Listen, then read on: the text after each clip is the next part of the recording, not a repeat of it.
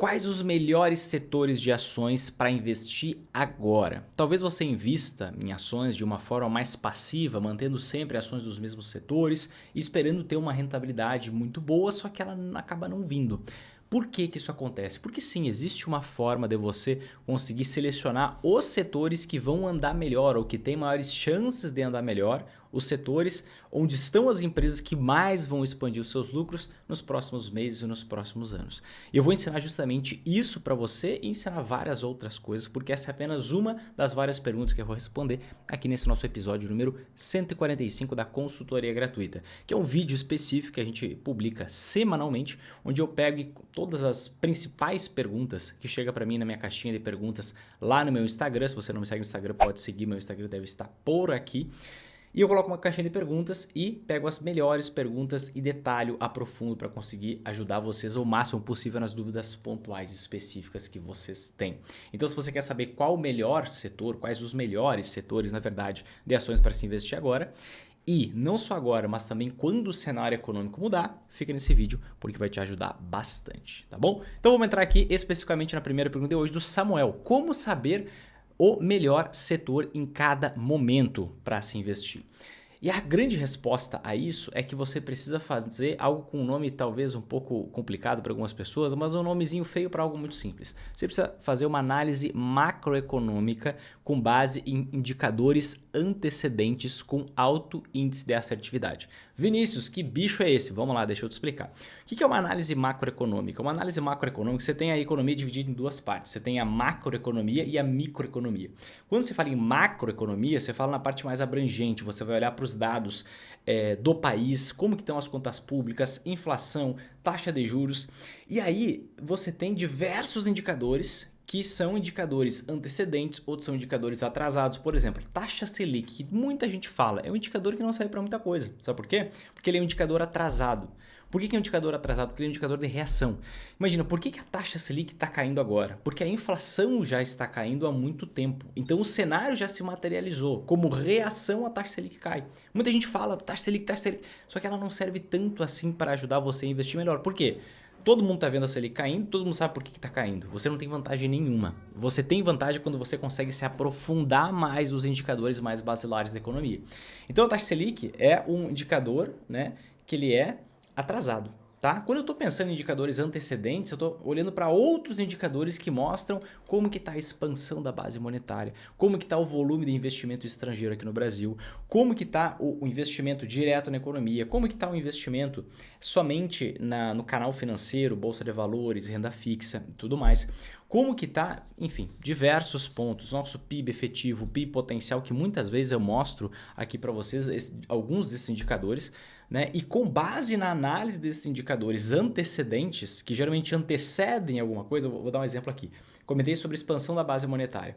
Tem uma forma da gente ver a expansão da base monetária, tem um indicador que chama M2, tá?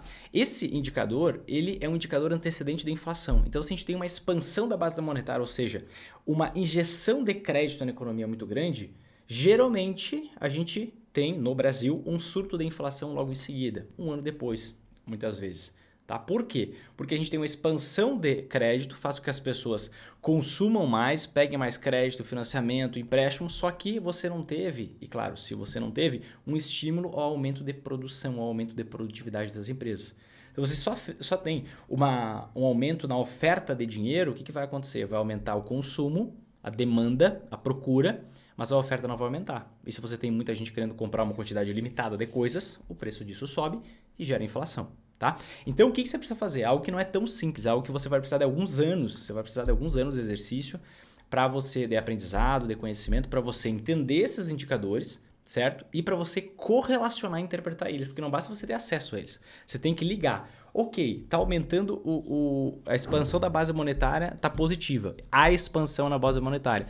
Tem dinheiro entrando na economia. Ok. Se tem mais dinheiro na economia, os empréstimos, financiamentos vão ficar mais baratos. Com isso as pessoas vão consumir mais. Mas tem aumento na oferta de produtos? Como está o investimento direto no país? E aí você começa a linkar as coisas e aí você cria uma visão para o cenário econômico. Você não vai saber exatamente quando que as coisas vão subir ou cair, vão valorizar ou desvalorizar. Você não vai ter essa precisão de data, mas você vai conseguir enxergar para onde estamos indo. para que lado o país está andando. E você pode fazer isso para o mundo também. Para que lado o mundo está andando? Num lado de expansão da economia, expansão dos lucros das empresas, ou num lado de estagnação. A depender, ou de retração, né? Você pode também ter uma piora econômica. A depender da sua interpretação sobre esses indicadores, você vai ter a sua análise macroeconômica, uma análise geral dos investimentos. E aí, basicamente, se você... Eu até separei 3 pontos aqui para tentar ajudar vocês ao máximo possível, tá? Porque eu sei que isso aqui é algo mais técnico e mais profundo. Se você faz uma análise macroeconômica, analisa vários indicadores antecedentes, e aí você chega a uma conclusão, após uma análise, interpretação, de que a gente tem uma perspectiva positiva para a economia interna, ou seja, para a economia do Brasil, o que você pode fazer? Quais são os melhores setores para esse momento específico? São aqueles setores cíclicos, o que eu chamo de setores tipo lancha. Como assim? Para deixar mais dinâmico, mais lúdico para os meus alunos, né, eu sempre tento trazer situações da vida real para ensinar finanças e investimentos, porque fica muito mais fácil de aprender, eles gostam bastante quando eu faço isso, tá? Então, eu costumo dizer que basicamente a nossa jornada ela é dentro d'água, ela é dentro do oceano, tá?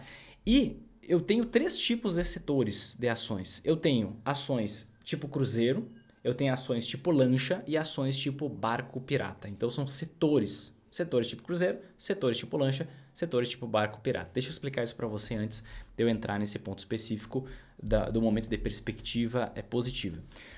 Como é que funciona um cruzeiro? Um cruzeiro ele não tem uma velocidade muito grande, mas também não é qualquer tempestade que vai derrubar um cruzeiro. É muito difícil um cruzeiro ele naufragar, embora ele possa.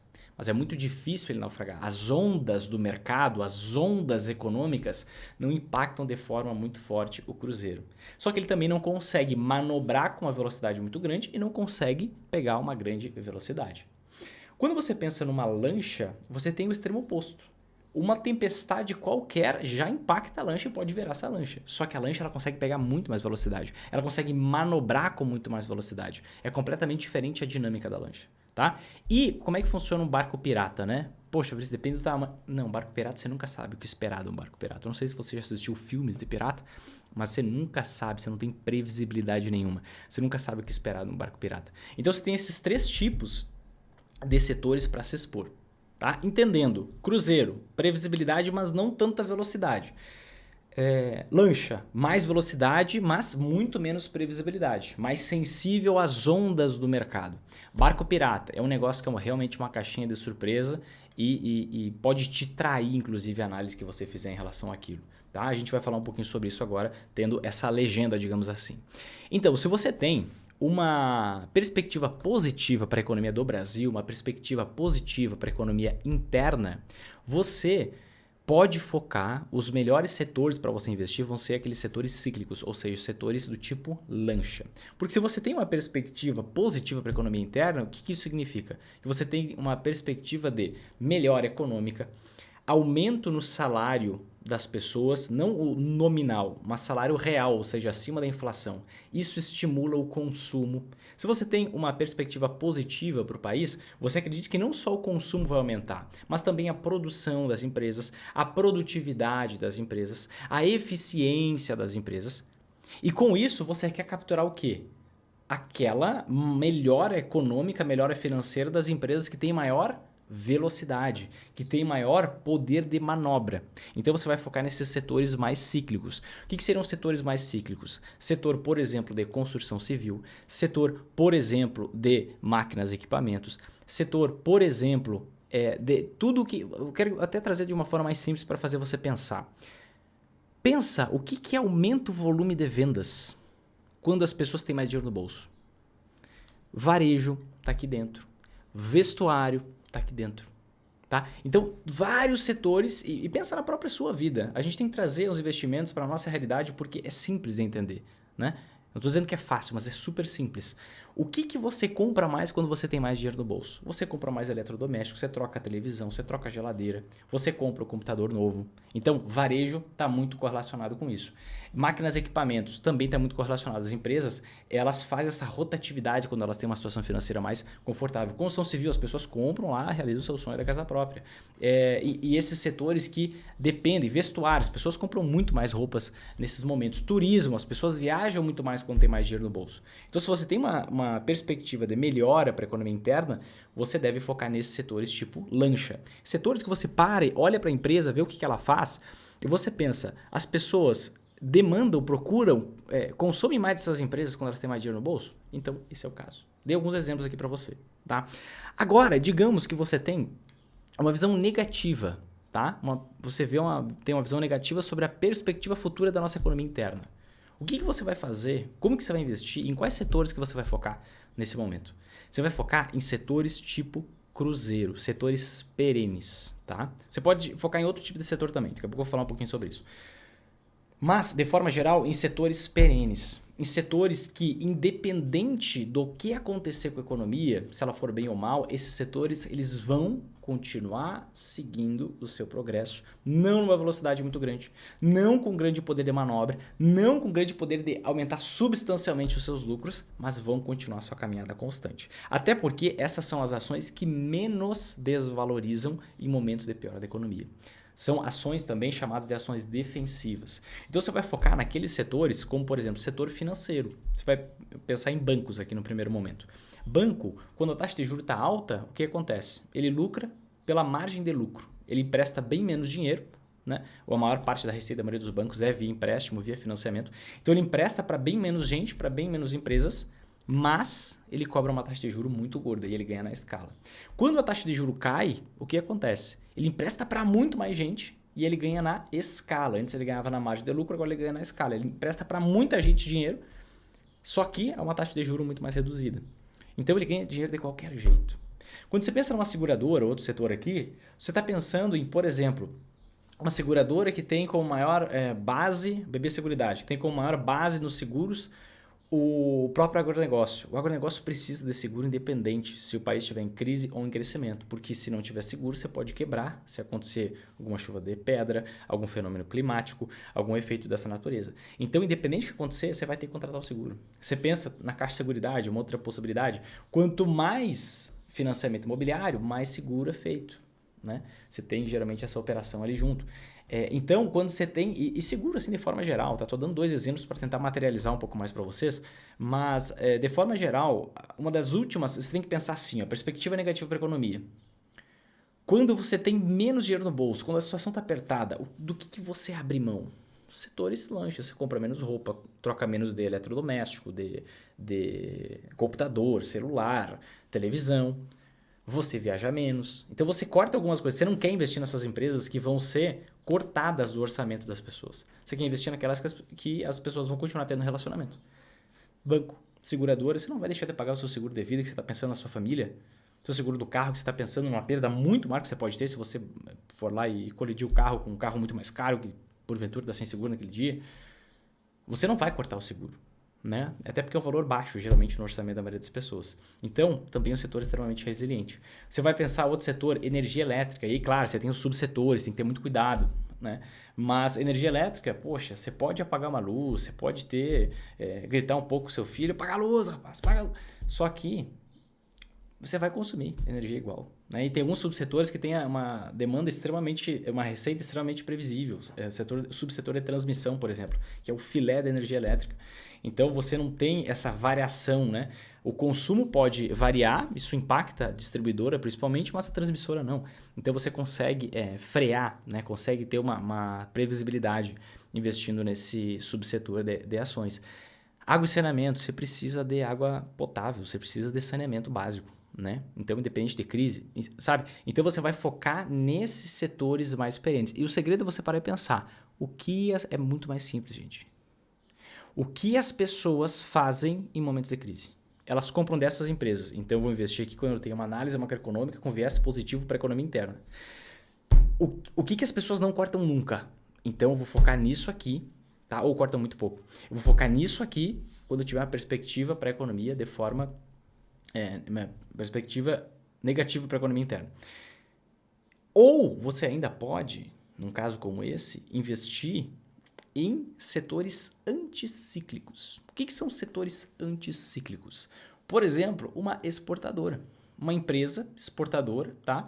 Que tem uma atividade principal de exportar os seus produtos, porque geralmente quando você tem um viés negativo para a economia, se você estiver correto, o dólar ele vai se elevar. Com o dólar se elevando, o que você vai fazer?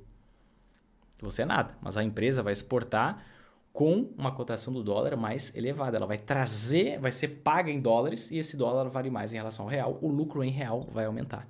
Então você pode investir tanto em empresas, e na minha visão você deve fazer majoritariamente isso, investir em empresas perenes, mas também pode investir em empresas em setores anticíclicos e principalmente aqui a gente não encaixa em setor, tá? Porque depende muito da dinâmica da empresa. Às vezes você tem a mesma empresa vendendo o mesmo produto que ela vende muito para o mercado interno e outras que exportam muito mais. Então a empresa anticíclica, a empresa que tem muita receita, muito do seu faturamento vindo em dólar, isso pode te ajudar também.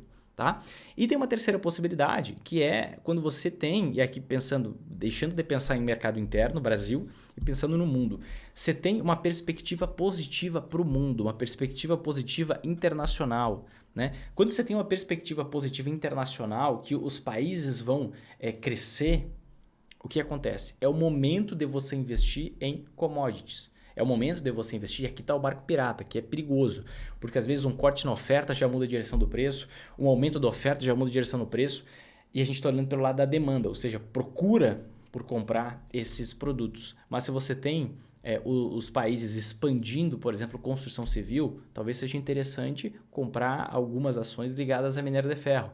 Se você tem empresas que estão num ritmo acelerado na economia, talvez seja interessante investir em ações expostas a petróleo. Então você tem essa maleabilidade, mas saiba que aqui o nível de previsibilidade é muito menor. Vinícius, mas é complicado isso, eu estou começando agora. Bom, se você está começando, a melhor arma que você pode utilizar é justamente você ser mais conservador do que a média. Né? Então, nunca erre pelo excesso. Inclusive, meu sogro tem uma frase muito boa, né? Mas eu vou deixar em off aqui. Um dos grandes problemas é você ser arrojado demais na hora errada, principalmente no seu começo. Aí você vai lá, é arrojado demais na hora errada, tem um primeiro susto e desiste. Aí você é mais um que sai colocando a culpa na Bolsa de Valores. A culpa não é sua, não. É muito legal ser vitimista hoje, né? Você encontra muitos amigos vitimistas. A maioria das pessoas são vitimistas. Aí você, aquela Bolsa de Valores lá é aposta, é cassino, papapá. Aí o outro diz, não, eu também perdi dinheiro lá, essa Bolsa é problema. Não, vocês dois não são problema, é a Bolsa. Com certeza. Então, para você evitar esse tipo de situação, e evitar uma melhora que você pode ter financeiramente na sua vida ao longo de diversos anos seguintes, se você fizer as coisas certas, que você vai existir, seja mais conservador do que a média. Eu não vou estimular você a ser mais agressivo do que a média no começo. Primeiro, se coloca na direção do resultado. E depois, primeiro foca na direção, depois você foca na velocidade. Tá? E tem algumas outras estratégias que você pode utilizar também. Exemplo, para o momento atual. No momento atual, vou passar uma estratégia aqui. No momento atual, a gente tem uma perspectiva, na minha visão, que não é muito favorável para a nossa economia interna, não, tá? No médio prazo, mas no curto prazo é. Por quê? Porque a gente está vendo a taxa Selic caindo, a taxa Selic vai continuar caindo, na minha visão, tá? E se você encontrar empresas que têm um faturamento super previsível e têm uma dívida extremamente elevada e atrelada à taxa de juros, você pode fazer um baita investimento. Porque olha só, se essa empresa ela é perene, tem um faturamento extremamente previsível e tem uma dívida muito alta, o que está acontecendo hoje? Ela está pagando um juro muito alto por essa dívida. Porque essa dívida tem que ser atrelada à taxa Selic, tá? A nossa taxa de juros do país. Se a taxa de juros está caindo, quanto mais tempo passa, menos juros essa empresa vai passar a pagar pela sua dívida. Certo? E com isso, pagando menos juros, sobra mais lucro líquido. Se sobra mais lucro líquido, a empresa é mais valiosa, o preço deve aumentar e os dividendos distribuídos devem ser mais generosos. Porque geralmente as empresas que distribuem dividendos se comprometem em distribuir um determinado percentual do lucro. Então, se o lucro expande em 20% e a empresa distribui o mesmo percentual do lucro, por exemplo, 40% do lucro, você vai receber mais dinheiro. Tá? E você tem aquele ativo valorizando, por quê? Porque é uma empresa mais valiosa, por quê? Porque gera mais lucro. Tá? O que gera mais lucro acaba se tornando mais valioso. Então você pode usar algumas técnicas é o que eu chamo de táticas, para você conseguir em momentos específicos exponencializar, expandir, aumentar a sua rentabilidade. Esse é um escopo geral, tá, de como você se expõe aos melhores setores de ações em cada momento. Como que você investe nos melhores setores de ações em cada momento. Segunda pergunta do Demar. Quanto preciso para montar uma Magar para um iniciante? Primeira coisa que eu quero que você tire da sua cabeça: como eu faço para investir como iniciante? Essa é uma pergunta, poxa, de um pensamento derrotado. Eu quero explicar para você o porquê. Quando você se coloca numa posição de como que eu faço para investir como iniciante, você se coloca numa posição de um bebê. Como que eu faço? Eu sou incapaz, eu sou pequeno, como que eu faço para investir de qualquer jeito, meia boca, só para eu começar? Não é isso que eu quero dizer. Você tem que investir com seriedade, com conhecimento. Poxa, é o seu futuro que está em jogo, é o futuro da sua família. Então você tem que se comprometer, você tem que estudar, você tem que se aperfeiçoar e vai fazer o negócio bem feito. Como diz o meu pai, vai fazer, faz bem feito, senão nem começa. Né? A gente tem que ter esse nível elevado. Porque senão a gente vai começar a fazer as coisas tudo que é jeito e a gente vira medíocre, mediano. Tá? Então esquece esse negócio de para iniciante. Quanto preciso para montar uma Magar? O que é a Magar? Só para a gente nivelar conhecimento. Magar é a carteira de investimentos que faz qualquer pessoa lucrar nas altas e nas quedas da Bolsa de Valores aqui no Brasil, a Magar Brasil e a Magar Internacional. A gente consegue esse tipo de resultado no exterior. Tá? E para você montar a sua Magar Brasil, você não especificou, vou falar sobre a Magar Brasil, que é a que mais demanda dinheiro. A Magar Internacional você precisa de bem menos dinheiro, por incrível que pareça. Por mais que você vai usar uma moeda forte. Você precisa de 5 tipos de investimento. Tá? Você precisa investir em ações, você precisa investir em fundos imobiliários, você precisa investir em anti-ações, cujas principais representações são o dólar e o ouro. Tá? Não as únicas, mas as principais. As anti-ações são moedas fortes e metais preciosos. Tá? E você também precisa ter uma dose, um percentual do seu patrimônio em renda fixa. Né? Se a gente for pegar aqui o investimento mínimo para cada tipo de investimento, vamos pensar nas ações. Digamos que você vai investir em ações, você vai ser conservador na hora de investir nas suas ações, você não vai fazer loucura porque você está começando. Né? Qual o mínimo que você precisa para investir em ações? Bom, se você tem pouco dinheiro, se você vai começar do absoluto zero, poupando muito pouquinho por mês, muito pouquinho mesmo, você pode comprar um ETF. Vinícius, vale a pena investir em ETFs no Brasil? Não vale, mas você me perguntou o investimento mínimo, então eu vou te passar o investimento mínimo aqui. O ETF, por exemplo, o Divo 11, que é um ETF focado em ações de dividendos, que vai fazer com que você pague imposto de renda sobre os dividendos, sendo que você poderia ficar isento no momento que eu gravo esse vídeo, e vários outros pontos, mas você precisaria de R$80 para investir nesse ETF. R$80 basta, é o que você precisa para investir nesse ETF. Pensando agora em fundos imobiliários, você poderia comprar um ETF, o XFIX11, tá? Que basicamente é um ETF que também não vai te dar o melhor dos resultados, que também vai acabar te tributando no dividendo que poderia ser isento, que vai acontecer todo esse processo e vai tirar a vantagem de você. Mas você pode, se você está com pouco dinheiro, você pode com R$12 comprar uma cota do XFIX, tá? Do XFIX11. Outra coisa que você pode fazer, poxa, para eu investir em dólar e ouro, principais representações das anti-ações, quanto dinheiro eu preciso? $5 basta para você investir, inclusive diretamente no exterior. Então, $5 você já pode investir, tá mais ou menos R$25, tanto em dólar quanto em ouro, tá? R$50 então nas anti-ações. E na renda fixa, se você for investir num título público, por exemplo, com R$30 você já consegue começar a investir.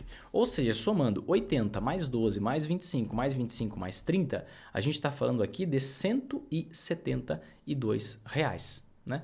Um valor muito pequeno que você, com esse valor, já consegue ter uma Magar completa e depois, claro, se você consegue analisar as ações individualmente, vai ser melhor. Investir nos fundos imobiliários individualmente vai ser melhor, porque isso vai potencializar muito sua rentabilidade em termos de uma seleção melhor dos ativos, e menos imposto de renda para pagar, porque você pode ficar 100% isento de imposto de renda em qualquer hipótese, recebimento de dividendos e vendas de ações e fundos imobiliários, se você usar estratégias tributárias 100% legais, nada de esqueminha. Eu não concordo com nada de esqueminha, tá bom? Então você precisa de muito pouco dinheiro. Pensa, né? Às vezes a gente tem essa coisa na cabeça de que, poxa, eu preciso de muito dinheiro para investir bem, porque geralmente a gente está na lógica do banco, a gente está na lógica da grande corretora, que o que ela faz? Ela guarda produtos muito ruins, né? Oferecem para você produtos muito ruins, aquele monte de porcaria, COI, alguns FDICs sem pé nem cabeça, algumas letras de câmbio sem pé nem cabeça, que é muito ruim para todo mundo. Aí quando você tem muito dinheiro, é meio ruim, mas continua sendo ruim. Pensa num bilionário. Como é que um bilionário investe? Onde que ele foca? Ele foca em ações, ele foca em imóveis, ele foca em metais preciosos, ele foca exatamente no que a gente está falando aqui. Ele não compra LC, ele não compra, ou, pelo menos a maior parte do seu dinheiro, uma pequena parte ele pode até comprar, né? Isso realmente não está nos relatórios, um FDIC, ele não compra um COI, ele investe como uma pessoa com muito pouco dinheiro pode investir. Então não seja enganado pelas instituições. Aprenda a fazer, foque no seu conhecimento, estude para fazer as coisas bem feito, ao invés de, não, vou fazer de qualquer jeito porque eu sou iniciante. Não é assim que se faz.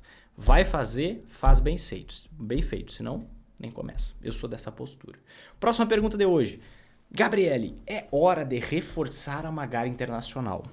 Mas o que eu faço se não houver grana para aportar na Magar Nacional? Há algum tempo eu venho destacando a oportunidade que a gente tem hoje com esse dólar na faixa dos R$5, tá? Quando eu estava 4,70, 4,80, eu praticamente berrava nas redes sociais, né? E o que a gente vê é que hoje, nesse momento, está a R$5,05, para mim continua muito barato, a direção do dólar é sempre para cima, e por conta de toda uma análise geral, na minha visão, é momento sim de reforçar a Magar Internacional, investir mais no exterior, até porque a gente tem uma oportunidade muito grande com uma queda nos ativos lá fora. E aqui vem a pergunta específica, olha só, o que eu faço se eu não tiver grana para aportar na Magar Nacional? Não tem problema. O que você tem que pensar? Poxa, Vinícius, eu estou investindo na carteira internacional e não está sobrando para investir na carteira nacional. Não tem problema, foca na internacional. Por quê? Pensa, toda a sua vida já é em real. O seu salário, o seu rendimento, prolabore, já é em real. Tudo que você tem é em real. Tudo que você ganha é em real. Então, a sua vida está muito exposta ao real. Uma moeda que não tem nem 30 anos. Uma moeda que menos deu errado no Brasil, né?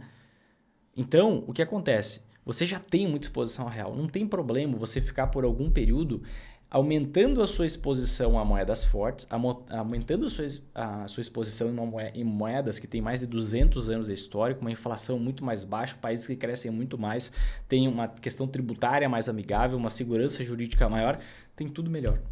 Não tem problema. Foca em ter o percentual que você decide ter, 5%, 10%, 20%, seja lá quanto for, tá? No exterior e foca seus aportes lá, não tem problema nenhum. Depois você volta a focar os aportes no Brasil, zero estresse. Aí você vai dimensionando isso, tá? Poxa, eu decidi 80-20, vamos usar o Pareto aqui para uma explicação. 80% no Brasil, 20% no exterior. Bati 80-20, ok. Aí à medida que os investimentos vão valorizando pra caramba lá fora, o que acontece? Poxa, fiquei com 25,75. Opa, você começa a aportar mais no Brasil. Aí, não, agora eu fiquei com 85 Brasil, 15 no exterior. Aí o que você faz?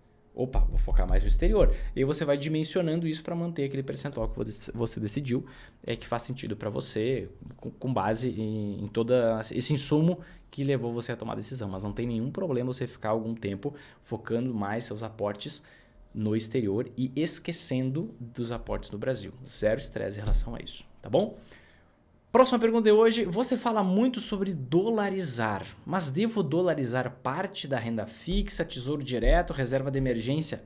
Não, calma lá, tá? Pergunta do liberal. Quando eu falo assim, poxa, é importante dolarizar o patrimônio, o que eu quero dizer? Eu quero dizer o seguinte, pega o somatório do seu patrimônio hoje. Quanto do seu patrimônio está em real e quanto está em dólar? Esquece o que está em ações, o que está em renda fixa, o que está... Esquece. Quanto do seu patrimônio? Quanto por cento? Inclusive eu faço a pergunta para você. Manda aqui embaixo nos comentários. Quanto por cento do seu patrimônio está em real? Coloca aí 100%, 98%, 90%, pode se aproximar, não tem problema nenhum. Você tem que olhar para esse percentual e refletir. Eu quero ter tudo isso no Brasil e não ter quase nada no exterior? Ou eu estou satisfeito com o percentual que eu tenho no exterior? Esse é o ponto. Vinícius, eu não estou satisfeito, eu quero aumentar o meu percentual no exterior. Então, o que eu faço? Eu tiro da reserva de emergência? Eu tiro da renda fixa? Não, você tira de todos os seus investimentos no Brasil e leva no exterior, pro exterior, proporcionalmente. Como assim? Imagina que você tem uma Magar Brasil montada, uma carteira de investimentos que faz qualquer pessoa lucrar nas altas nas casas da bolsa do Brasil. Aí você tem lá ações, fundos imobiliários, anti-ações, renda fixa. Você vai tirar de onde para investir no exterior? De toda a estrutura. Inclusive a gente tem uma planilha de automatização que você pode jogar lá num campo, vou fazer um resgate de tanto, e ela vai te dizer, vende tanto de ações, tanto de fundo imobiliário, tanto disso, daquilo. Tá? Se você quiser fazer vendas. resgatar para investir no exterior. Agora, se você vai fazer só aportes, né? Se você faz aporte, você pode fazer via aporte. Vinícius, eu não faço mais aporte.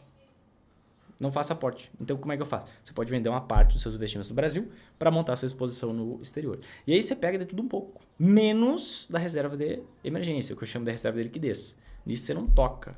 A reserva de liquidez, a reserva de emergência tem que ser montada na moeda que você vive. Repito, a reserva de liquidez, a reserva de emergência tem que ser montada na moeda que você vive. E se você vai lá, monta a sua reserva de emergência em dólar, porque no longo prazo o dólar sempre vai subir em relação ao real, só que no curto prazo o dólar cai e você precisa pegar esse dinheiro porque aconteceu alguma emergência. Não faz sentido. Você tem que ter reserva de emergência na moeda que você vive. Então nisso você não mexe. Agora, nos investimentos que excedem a reserva de emergência, aí você pode resgatar deles para investir no exterior. Vinícius, no que eu invisto? Você tem várias opções. Você pode investir em renda fixa, você pode investir em stocks, que são ações americanas, você pode investir em REITs, que são a inspiração para os fundos imobiliários aqui no Brasil. Não é o mesmo tipo de estrutura, é uma estrutura inclusive melhor, com maior potencial de crescimento. Você pode investir em anti-ações, então você vai ter que montar a sua estrutura. A gente tem uma estrutura específica da Magari Internacional, que faz qualquer pessoa lucrar nas altas e nas quedas da bolsa no exterior. Tá? Você pode seguir essa, se você for investidor sempre em alta. Vinícius, não sou investidor sempre em alta, quero investir só em renda fixa, você pode investir. O importante, o primeiro passo, tá? Primeiro passo é dolarizar uma parte do seu patrimônio. Só isso já vai te ajudar pra caramba no longo prazo, tá? Aí depois, no segundo passo, você definir os ativos, como que você vai montar, a sua estrutura e tudo mais, tá bom? Mas reserva de emergência não dolariza, só se você viver em dólar. Próxima pergunta, a Souza Lopes. Reserva de emergência só vale a pena investir no Tesouro Selic? A resposta é sim. E eu sei que muitas pessoas vão fazer burrada daqui a algum tempo, mesmo assistindo esse vídeo. Porque eu já tive aluna que cometeu essa burrada e consciente. Ela foi lá para mim enquanto a taxa Selic estava em 2%. E disse, Vinícius, não dá, essa taxa Selic é 2%, a inflação está subindo, não tem como investir minha reserva de emergência nisso daqui. Eu vou investir num tesouro prefixado, está pagando 7, está pagando mais de 3 vezes mais. O que aconteceu? Ela está perdendo dinheiro hoje. Eu disse, não faz isso, eu vou fazer. Tá bom. Não posso te pegar no colo e te atar. Tô te orientando. Não quer seguir, tá tudo bem. Ela está perdendo dinheiro hoje. Porque investiu lá num tesouro pré-fixado que rendia 3 vezes e meia a mais, 7% ao ano, com prazo lá para 2029. Tá? E a taxa Selic vai cair e você vai passar a ter um menor rendimento na sua reserva de emergência, reserva de liquidez e tá tudo bem. Aprende uma coisa, reserva de liquidez e de emergência não é para ganhar dinheiro, é para você ter paz. Esse é o objetivo da sua reserva, para você ficar tranquilo em momentos que para a maioria das pessoas seriam desesperadores. Essa é a função. Você tem uma trindade impossível no mundo dos investimentos, que é rentabilidade, segurança e liquidez. Não tem como você ter os três altos, em alto nível, certo? No mesmo tipo de investimento. Numa estrutura você pode, mas no mesmo tipo de investimento não tem como. Se você tem alta segurança, alta liquidez, ou seja, pode resgatar a qualquer momento esse valor, a sua rentabilidade vai ser mais baixa mesmo. Exceto em poucos momentos que a taxa de juros vai estar extremamente elevada. Mas na média, a sua rentabilidade vai ser mais baixa mesmo. Aqui não é para ganhar dinheiro, aqui é para ter paz. O restante do seu patrimônio, aí sim é para você buscar rentabilidades maiores, tá? E deixa eu explicar para você por que só o Tesouro Selic faz sentido ou investimentos, por exemplo, um fundo DI do tipo simples com taxa zero, que invista só no Tesouro Selic. É um veículo otimizado para investir no Tesouro Selic. Aí vale a pena. Mas no escopo do Tesouro Direto, pegando aqui os principais títulos, vamos dar uma olhada no pré-fixado e no Tesouro IPCA+. Vou dar para você um exemplo do que aconteceu nos últimos 90 dias com esse título, Tesouro Prefixado 2029. Tá? Quando você investe num título público, né, você tem essa possibilidade, o Tesouro Selic vai sempre render a taxa Selic, né, do dia que você investiu até a data do vencimento, que é o prazo de validade dele, e você não tem muitas variações no meio do caminho. Né? Quando você investe no tesouro prefixado, você compra ele que ele está pagando uma taxa específica. Então, por exemplo, se você tivesse comprado ele no dia 30 de junho de 2023, a taxa fixa é pré-fixado. A taxa fixa de rentabilidade seria 10,68% ao ano. Se você mantiver ele até a data do vencimento, até o seu prazo de validade, que no caso desse é 2029. Só que se você quiser vender antecipadamente, existe algo chamado marcação a mercado. O seu título vai ser marcado a mercado. O que isso significa? O preço dele vai oscilar com base na variação da taxa. Quando a taxa sobe, significa que os investidores eles estão cobrando uma taxa maior para emprestarem dinheiro para o governo. Só que o tesouro prefixado, existe uma regra de que ele tem que valer R$1.000 na sua data de vencimento. Deixa eu voltar a tela para mim. O tesouro prefixado tem que valer R$1.000 na data de vencimento. Então imagine que você foi lá e investiu R$500. Você investiu R$500 no tesouro prefixado. E aí você tinha uma taxa, por exemplo, de 10% ao ano. Você concorda que se você investiu R$500 no título, que tinha uma taxa de 10% ao ano, ele ia levar um certo tempo para chegar em R$1.000? Aí, digamos que essa taxa subiu de 10% para 20%. A taxa aumentou. Só que você tem que chegar no mesmo tempo, nos mesmos R$1.000. É uma regra do Tesouro Direto. O que tem que acontecer com o preço do título? Se ele vai render o dobro, o preço do título tem que cair. Porque agora a sua rentabilidade é 20% ao ano e não 10% ao ano. Então, o preço cai. Quando a taxa sobe, o preço cai. Quando a taxa cai, o preço sobe. E, digamos que você investiu sua reserva de liquidez, sua reserva de emergência, seu colchão de segurança, seja lá como você quiser chamar. Digamos que você foi lá e investiu e aconteceu exatamente o que aconteceu aqui nos últimos 90 dias. A taxa do título subiu de 10,68% para 11,58%. O que vai acontecer com o preço do título? Vamos pegar o que aconteceu. Saiu de R$ 573 para R$ 563. Então vamos abrir aqui uma calculadora simples e vamos fazer a conta. 563 dividido por 573, o que aconteceu? Vamos colocar isso aqui menos 1. O seu rendimento após 3 meses de investimento, deixa eu multiplicar isso aqui por 100, foi menos 1,7%. Ou seja, você perdeu dinheiro na renda fixa por ter investido em um título que tem marcação ao mercado. Vamos pegar agora o outro caso, o Tesouro IPCA+. O Tesouro IPCA+, ele te paga a inflação de cada ano mais um determinado percentual. Tá? Inflação de cada ano mais um determinado percentual até a data do vencimento, se você chegar lá. Senão, ele também é marcado ao mercado. É uma dinâmica muito similar do pré-fixado. Quando sobe a taxa, cai o preço e vice-versa. E a gente viu o que aconteceu nos últimos 90 dias. A taxa do título saiu de 5,33 e subiu para 5,91. Saiu de 5,33, subiu para 5,91. O que aconteceu com o preço do título? Caiu. Saiu de R$ 2.232 para R$ 2.132. Caiu R$ 100.